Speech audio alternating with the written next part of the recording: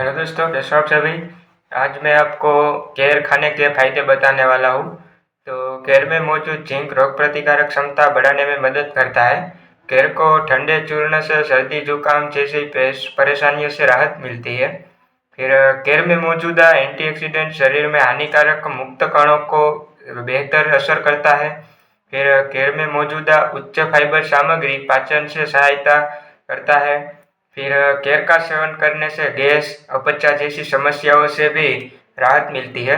फिर केर के डंडल का चूर्ण भी सुबह खाली पेट सेवन करने से काफ़ी ज़्यादा फायदे होते हैं, जैसे कि पेट की समस्या दूर हो गई या फिर जोड़े की समस्या, आपके जोड़े में दर्द होता है तो वो भी मिट जाता है। फिर केर की छाल के चूर्ण से पेट साफ रहता है और कब्ज की समस्या दूर हो जाती है।